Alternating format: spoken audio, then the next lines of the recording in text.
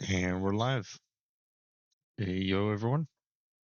I'm just going to do a quick stream kind of showing my setup and kind of like how I go about digitizing the VHS videos, what kind of software is available, that sort of thing. But then I'll try my best to timestamp the video showing the different stuff. Also got a camera here so I can kind of show you some of the hardware. Just be a short stream though. Hope you guys are doing all right.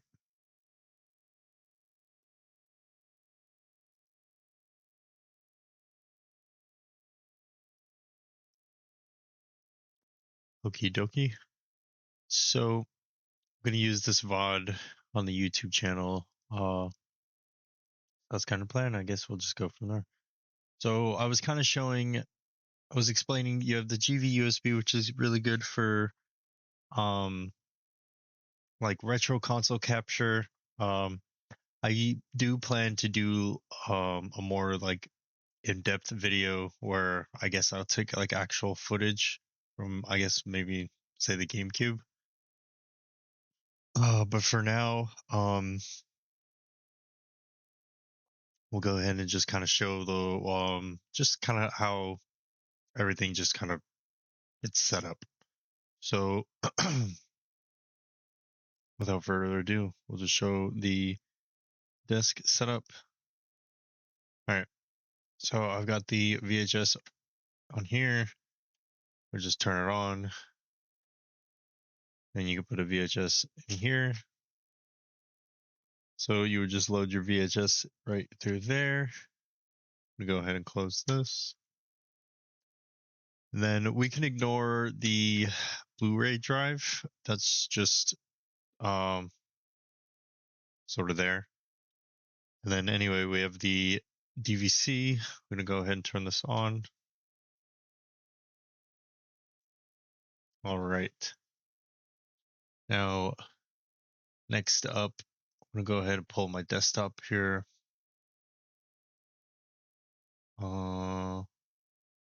Display capture.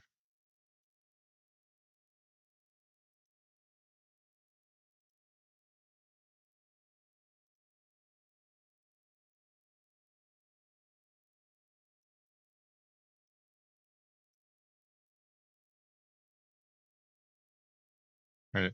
So we get the ADVC just turned on. So the next thing we're going to kind of want to do, I'll just bring this up here. I've got this listed here. It's called PC or P Control 300, which is basically the firmware software for this. You can get it from their website. I'm pretty sure I found it through their website. That or like a forum. Actually, honestly, I might have gotten it from a forum.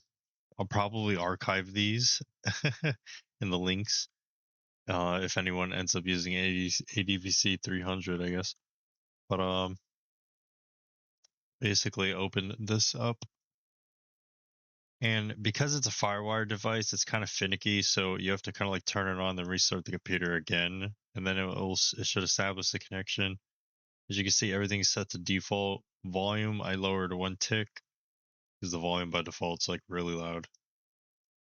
And then on the video ADVC lowered Y one tick lower, and it turned this to fix instead of auto. That just kind of lowers the luma, which is the brightness, so it's not like too washed out, and it comes out pretty clean. These you can just leave all standard. This only gets used if you're using composite. Well, but we're using S video, so none of these matter anyway. Main thing we want is to just kind of have these all set to default for the image setting. All right. So that's the picture control. Now the next thing we're going to want to look at, so we'll just focus on the ADVC for now. There's WinDV.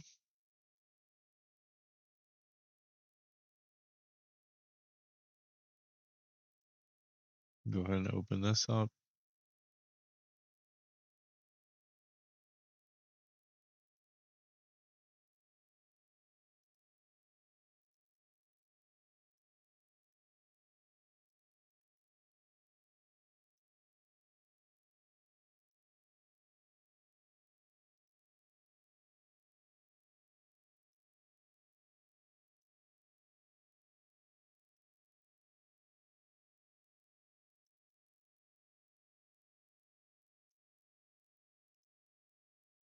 All right, I guess I'm gonna have to extract it again. So you have a program called WinDV, which is free that you can use.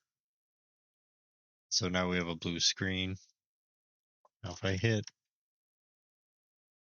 it's gonna ask to put it in cassette, but as you can see, the preview isn't so great. That's not to say that the capture isn't gonna be great. But WinDV is actually pretty good. But just keep in mind that when it's capturing, it's going to have this window preview source, which you may or may not want. Now, another one I find personally to get a little bit better capture is Scenalyzer Live, and this is free. Scenalyzer Live 4 was the last version available, and it works pretty good. But both of these are totally acceptable for getting the AVI file. All right, so go ahead and lower that. So we got WinDV and Scenalyzer, and this is for capturing from the DVC device. I'll pull you guys up here. All right. So that's our DVC. I usually just leave this here and then minimize it, but think of this as like the firmware box that opens up in OBS. You're not actually going to use OBS to control the ADVC just because it's too old of a device. It is a Firewire device. So this little window is actually controlling a Firewire device. But now we'll move on to the next part, which is kind of new in the workflow. So we covered the ADVC, which is this box right here. But now this has a component cable coming out of it, going into this box, and then I have a splitter running this into here. Because I also have, as you can see over here, good old handy dandy GV USB, which I pretty much just use exclusively for preview monitoring now. It's good to just make sure that, if I just want to watch and like listen to the video while it's pretty much recording, because this is capturing, and then this is pretty much like processing the signal. This is capturing, and then this is used as just to view the signal. So we have the S video coming out from the output there, but we actually have a component going into here, which gets a crazy video signal. So we're going to talk about the Blackmagic Shuttle.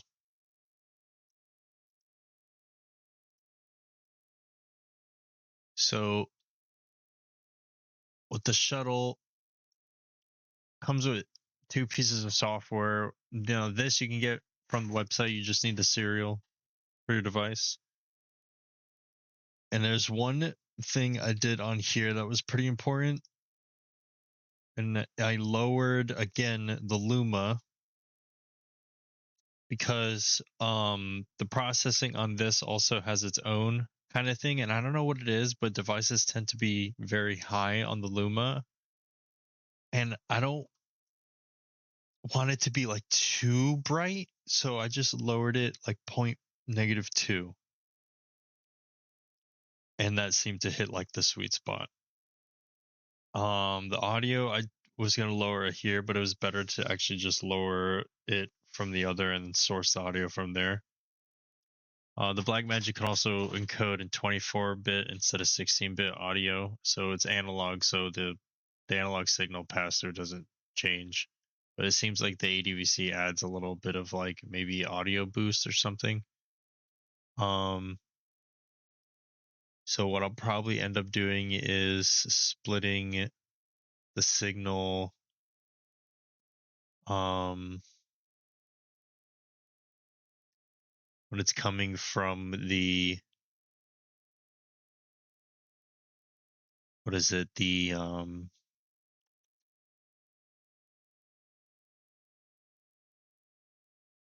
the VCR. So I'll split it from the VCR and it'll go into the ADVC, and then the audio will split into the Blackmagic. The monitor one, I don't really care about the audio on that, but I'll have to see how it processes the audio. But I generally just leave everything for default. This has this hi-fi audio level, but it just makes it even louder, and it keeps hitting the red line, and it's just gonna ruin the audio. So if you can't, honestly, I didn't really find these to work much. Also, I had to hit this just to get the pass-through working. So the pass-through analog audio wasn't really too reliable on the Blackmagic Shuttle, potentially Shuttle. So rest in peace for that. But this negative 0.2 on the Luma was perfect. All right. Now, once that's done, you go ahead and save your configuration. You're good. I'm going to go ahead and hit cancel. And then that's just your configuration here. And this is called the Blackmagic Desktop Video Setup. So this has the driver, and when you install it, it will give you this piece of software, which is called the Blackmagic Media Express. Now, this is a nice piece of software because this is where you actually do your capturing. Now, for some reason, it's not going to. Oh, okay. Finally, it hadn't done that before. Okay, so for the first time, it actually loaded on the screen. Awesome. Usually, it loads on the other monitor, and the proportions don't fit. All right, cool. So now with this, you have it's a little janky. So this is again if you're using the Blackmagic Intensity Shuttle, or the Media Express software that comes with it. You're going to want to hit log and capture, and that will actually give you your preview. Otherwise, you won't get anything. So log and capture, and then when you're ready, you just hit capture. Now, I haven't really found a way to edit the name here. So if you are saving in the same directory, it's going to ask you to probably like overwrite. I just hit keep, and it'll just move on to the next one. Now you have to keep in mind, you're going to hit capture, it's going to do that. So time your, it takes a couple tries and then you get it right. Because what you want to do is you want to hit capture and then play. You don't want to hit it at the exact same time. We want to hit play like reasonably after you hit the capture. So it's, not too much of a wait, I guess. There's also this little thing here, this audio bit that's clipping out, but I actually think that's part of the device itself. So chances are maybe this device has like some kind of a signal noise going through it or something. But the video capture is great. So I'll have to figure out the analog audio. All right. So we went, just to recap real quick, ADVC driver. This is going through Firewire. I had to get a PCIe card for Firewire using the Texas Instruments chip. Seems to be pretty reliable. And then I got that working on Windows 10, or no, sorry, Windows 11. But I imagine it should work on Windows 10 perfectly fine. But that's what assigned driver, so I didn't have to like disable memory integrity or anything like that, because if you're using some PCIe cards, in order to get the driver working, you need the legacy Firewire. And honestly, that's not really recommended. I personally would not recommend that. So just invest like the extra $1, get the Texas Instrument one. call it a day. Then you don't have to worry about exposing your computer. So, yeah, we have the Firewire software driver going here, and then you need your Scenalyzer WinDV if you just want to capture. Yeah, let me go ahead and do this. Okay. So we have this, which controls this. And then WinDV or Scenalyzer, which we can open up real quick. Actually, I'll just open up WinDV.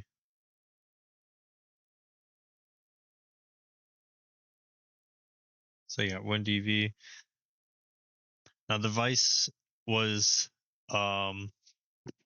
being used, I believe, by Scenalyzer, so it's not going to show the blue that it was just showing. That's one thing to keep in mind. Things can get a little jank real quick. So if things kind of start to mess up, what I notice helps is to just hit OK on this box and then reopen the box.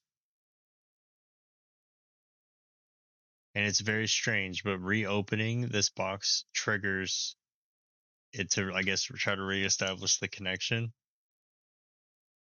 And it works. Now there's another thing to keep in mind with this box. With that box, when you're controlling it using the WinDV or the Scenalyzer, and then you hit configure, or I'm sorry, you hit capture, it may try to like take control of the device, and by take control, it's just like it's gonna capture when it senses the beginning of the play, and then when the tape ends, it will automatically like stop. So it sort of just kind of works on its own, and it's kind of designed that way so that way you get like frame perfect timed like capture for the VHS tape. It's really good for archiving, so don't discount the quality of the tape you can get from just this device alone. This setup is completely overkill. Absolutely wild, bonkers. Not for the faint of heart. But was it worth it? Oh yeah, you bet. Daddy-o.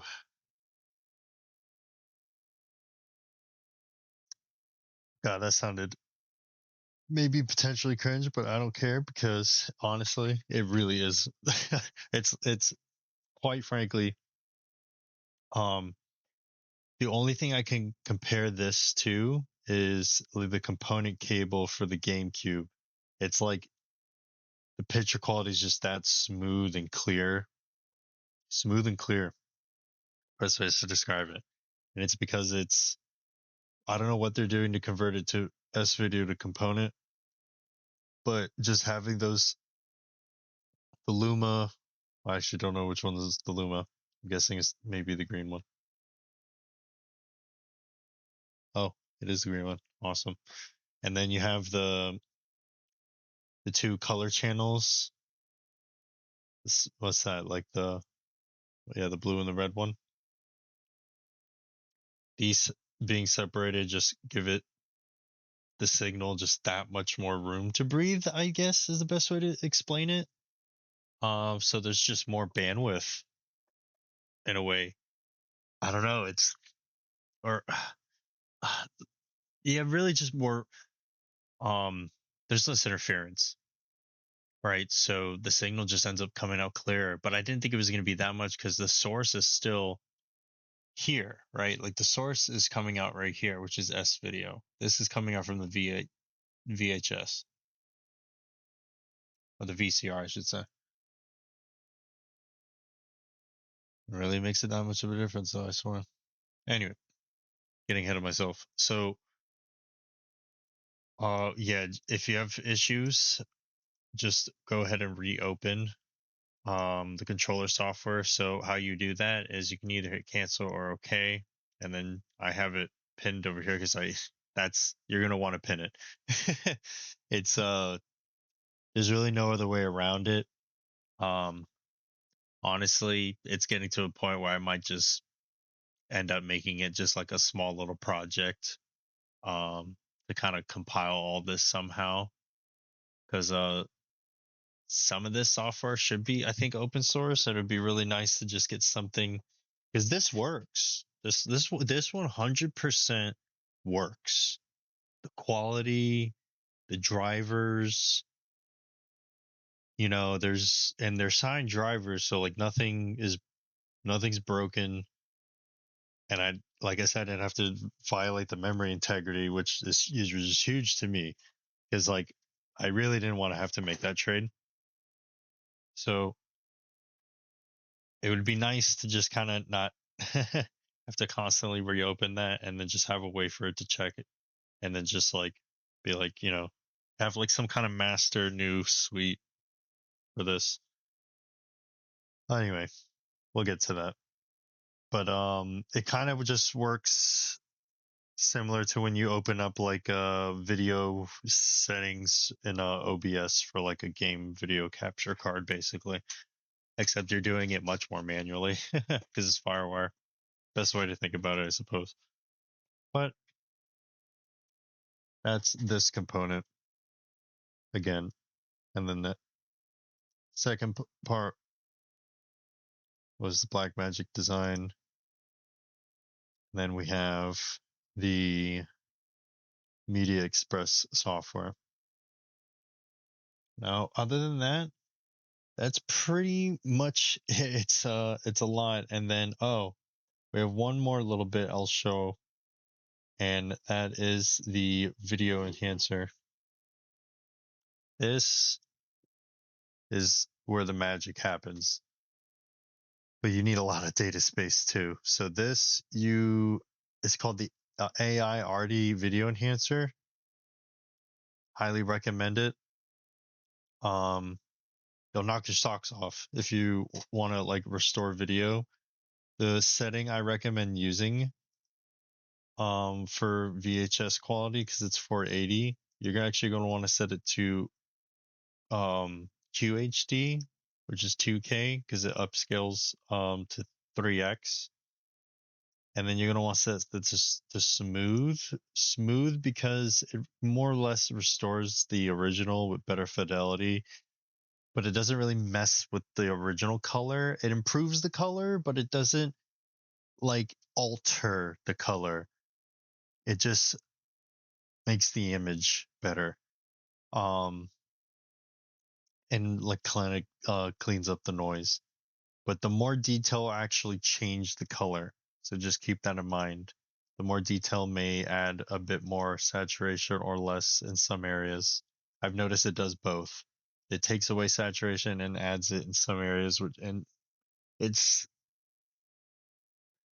good for showing off, I suppose, but for archiving purposes, I prefer just the smooth. But the more detail also isn't as smooth, which is nice. So really, it's just personal preference at that point with upscaling. But generally, smooth would be the one to preserve the original intent and look of the video, from what I noticed. Oh, and all right, that was pretty much a mouthful. I'm gonna do another. I'll do Resident Evil from scratch. I actually just finished the game. I was streaming it to a friend earlier yesterday. Um, but I'll do another playthrough of that, so you guys will get to see that. And then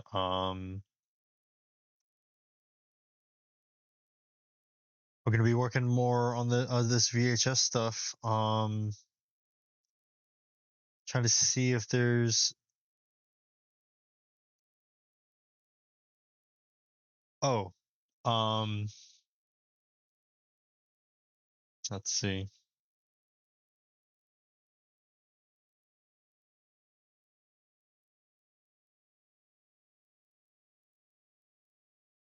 I guess I can show comparison footage real quick.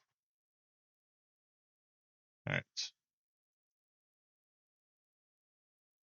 1 sec.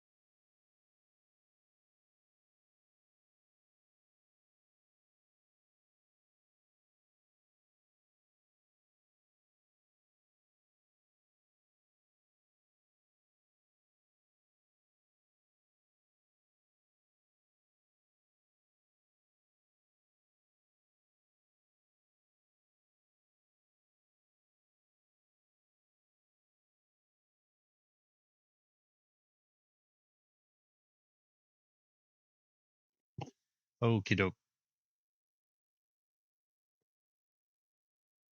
All right, I guess we'll do a quick comparison. I just have to be careful because there is one sus video.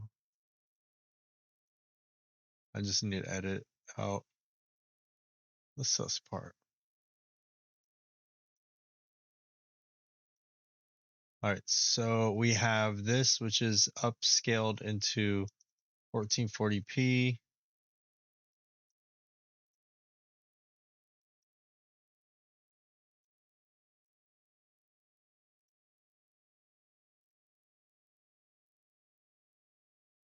And then that's upscaled from,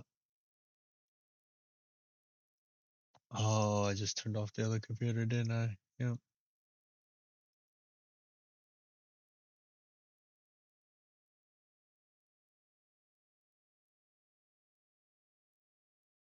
I'll just show the upscale comparison then.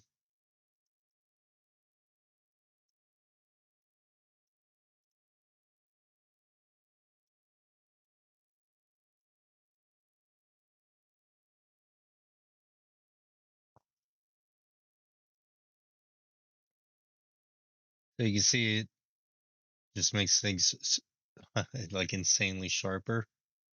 It's actually quite, it almost looks a little too good in some ways. Like the furniture looks really sharp.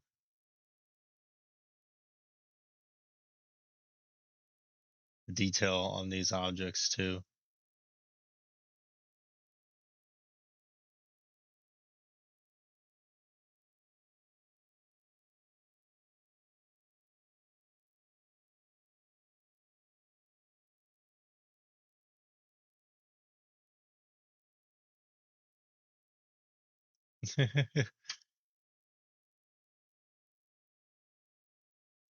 um, yeah, let me see if I can get back to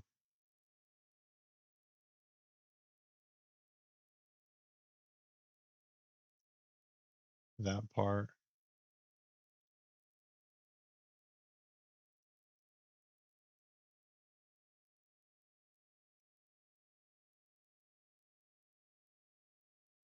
So you can see like around the blue area, it's a lot smoother. This orange area is like insanely sharp.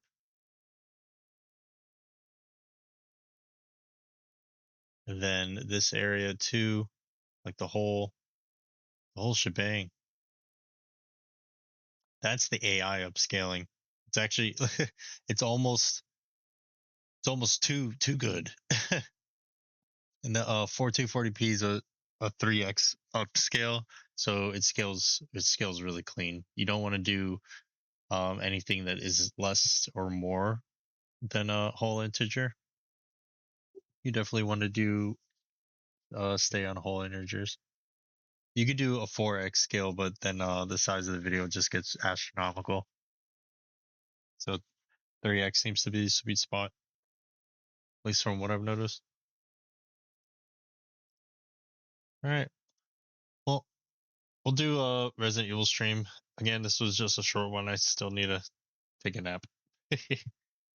But thanks for tuning in, guys. I'm gonna upload this, and that would be kind of the secondary introduction, that just kind of going over the software,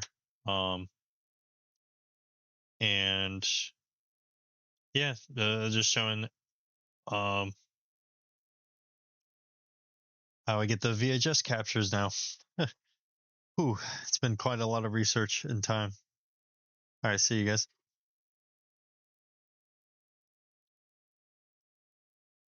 I might do another stream later tonight. Be kind of fun if it's later in the evening. Uh, but we'll see. But we'll definitely do a Resident Evil stream soon. All right, take care.